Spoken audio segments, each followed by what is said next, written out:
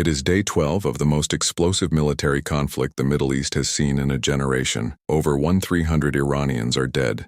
Tehran's airport has been bombed. The Supreme Leader assassinated. A girls' school in the city of Manab struck by what investigators now believe was an American Tomahawk cruise missile. 85 children killed. And tonight, 3 more oil tankers are burning in the waters near Iraq. The Strait of Hormuz, through which 20% of the world's oil passes every single day, is mined. And underneath all of this chaos, one question is being whispered in every intelligence briefing, every war room, and every household from Tel Aviv to Washington, D.C. Will Israel use a nuclear weapon on Iran? Stay with us, because the answer is more terrifying and more complicated than anything you've heard. Let's start with what just happened, because the last 48 hours have been extraordinary. March 11th, 2026. Tuesday, Iranian forces placed approximately a dozen naval mines in the Strait of Hormuz, one of the most strategically critical waterways on planet Earth. Ships began turning back. Oil prices spiked. The International Energy Agency made the unprecedented decision to release 400 million barrels of emergency crude reserves, a record number, just to keep the global economy from going into freefall. In Tehran, thousands of Iranians flooded the streets, not to protest, but to rally behind their new supreme leader, Mojtaba Khamenei, the son of the man killed on day 1 of this war. His father, Ayatollah Ali Khamenei, was killed when U.S.-Israeli strikes hit his compound on February 28. Mojtaba issued a defiant first message to the world: Iran will not surrender. Iran will not negotiate. Iran will fight. Meanwhile, CENTCOM Commander Admiral Brad Cooper held a video briefing and announced that U.S. forces alone have now struck over 5,500 targets inside Iran, including more than 60 ships. His words were blunt. U.S. combat power is building, Iranian combat power is declining. But is it really declining? Because Iran fired back hard. March 12, 2026. Today, Iran's Navy struck 3 ships in Iraqi and UAE territorial waters. The Safe Sea Vishnu, a Marshall Islands-flagged tanker owned by a U.S. company, was hit. Crew members were thrown into the Persian Gulf. A Maltese-flagged chemical tanker, the Zephyros, was also struck nearby. A third vessel was hit near the UAE coast, close to the Strait of Hormuz. 1 person confirmed dead. 38 rescued from the burning waters. In Lebanon, over 200 rockets were fired toward northern Israel from Hezbollah. Israeli sirens screamed across the Galilee. Israeli Defense Minister Israel Katz warned Lebanon directly, "If your government cannot control Hezbollah, we will take the territory and do it ourselves." From Washington, President Trump spoke at a rally in Hebron, Kentucky, sending a mixed message to the world. "You never want to say too early you won. The war is now in its 12th day. More than 800,000 people have been displaced in Lebanon. Over 570 killed there. The Dow Jones fell more than 400 points in a single session. Inflation, already cooling at 2.4%, is now under fresh threat as oil surges. The Federal Reserve is frozen, unable to act. And Iran's Foreign Minister, Abbas Araghchi, made one thing crystal clear on Tuesday: Iran will keep fighting for as long as it takes. There is no ceasefire on the horizon. Just to give you full context, this didn't start on February 28th. In June 2025, Israel and the U.S. fought what Trump himself called the 12-day war, striking Iranian nuclear facilities at Natanz and Fordo, assassinating military commanders, and killing nuclear scientists. Iran retaliated with over 550 ballistic missiles and 1,000 drones. A ceasefire was declared. Trump declared Iran's nuclear program totally obliterated. It wasn't. By February 2026, U.S. intelligence was reporting Iran was rebuilding. Nuclear negotiations were underway in Geneva. On February 25th, Iran's foreign minister said a historic deal was within reach. 3 days later, at 2:30 in the morning Eastern Time, Trump went on Truth Social with an 8-minute video. The U.S. and Israel had already launched the strikes. Supreme Leader Khamenei was dead by morning. Israel's stated goal: prevent Iran from ever reaching nuclear immunity. Foreign Minister Gideon Sa'ar put it plainly: delay would have allowed Iran to reach a level of immunity for its nuclear program. Translation: they believed the window to act was closing, so they acted. The nuclear question: will Israel do it? Now, the question you came here for: Israel has never officially admitted to owning nuclear weapons, but the world knows it does.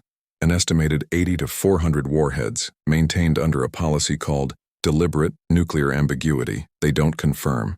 They don't deny. And for decades, That ambiguity has been the deterrent. So would Israel break 75 years of nuclear taboo and actually use one? Let's look at the arguments on both sides, because this is not as simple as yes or no. First, existential calculus. Israel is a country the size of New Jersey, surrounded by adversaries. If Iran, even a degraded, battered Iran, ever managed to produce and deliver a single nuclear weapon, Israeli military strategists have always said that is an extinction-level threat. The logic of Israel's nuclear doctrine, according to experts, allows for use if the state faces annihilation. If conventional strikes fail to permanently destroy Iran's nuclear capability, a desperate Israeli leadership could, theoretically, reach for the ultimate option. Second, the Esfahan problem. Right now, according to IAEA Director General Rafael Grossi, approximately 200 kilograms of uranium enriched to 60% remains buried underground at Esfahan. That material, if enriched to 90% weapons grade, is enough for 5 nuclear warheads. U.S. intelligence believes Iran can access it through a small opening in the tunnels. The U.S. and Israel are watching that site around the clock. But what happens if they lose eyes on it? What happens if a desperate new regime tries to move that material? Some analysts argue a tactical nuclear strike on deeply buried sites like Esfahan's Pickaxe facility, which may be too deep for conventional bunker busters, could be framed as a last resort. Third, the new Supreme Leader changes the math. Mojtaba Khamenei is an unknown quantity. He is younger, more radical in his religious views, less experienced in statecraft. Analysts worry a cornered new regime might make catastrophic miscalculations, potentially pushing Israel toward preemptive action it might not have taken against his father. First, it would end Israel's international existence. Even Israel's closest ally, the United States, would be forced to respond. Every diplomatic relationship, every arms deal, every political alliance would be shattered overnight. The world, including Arab states that quietly supported this war, would turn against Israel in a way it could never recover from. Trump himself has not hinted, not even once, at nuclear options. Second, conventional weapons are working. The IAEA confirmed. Iran has no active structured nuclear weapons program. U.S. and Israeli strikes have already destroyed Natanz and Fordo enrichment facilities. Over 300 Iranian ballistic missile launchers have been eliminated. Iran's navy has lost 50-plus vessels. Military experts at the Atlantic Council say Iran's offensive capabilities are being systematically dismantled. With conventional weapons alone, there is simply no military necessity to go nuclear when the conventional campaign is succeeding. Third, nuclear use triggers nuclear response by proxy. During the 2025 12-day war, Iran claimed Pakistan would use its nuclear weapons against Israel if Israel used nuclear weapons on Iran. Pakistan denied it. But the threat revealed a terrifying escalation ladder. North Korea, another potential nuclear proxy, maintains warm relations with Tehran. A nuclear strike by Israel could invite a response that even the United States could not contain. Fourth, the Dimona risk. An Iranian official has already threatened to target Israel's Dimona nuclear facility, where Israel produces its fissile material, if the U.S. and Israel push for full regime change. Even a failed conventional Iranian strike on Dimona could cause a radiological disaster. A nuclear exchange would be unsurvivable for the region. So where does this leave us?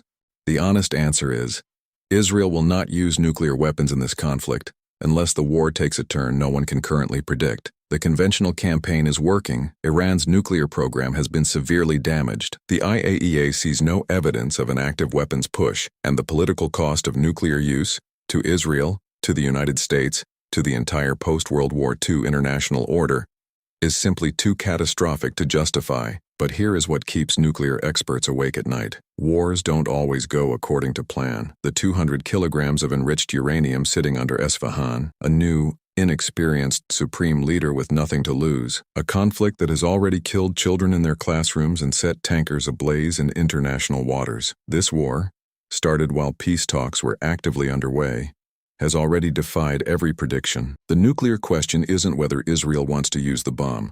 It's whether, 3 weeks from now, or 3 months from now, they might feel they have no other choice. Day 12. No ceasefire. No end in sight. The Middle East is on fire, and the world is holding its breath. If this video helped you understand what's actually happening, share it. Leave a comment with your thoughts below. And subscribe, because this story is far from over. We'll see you in the next one.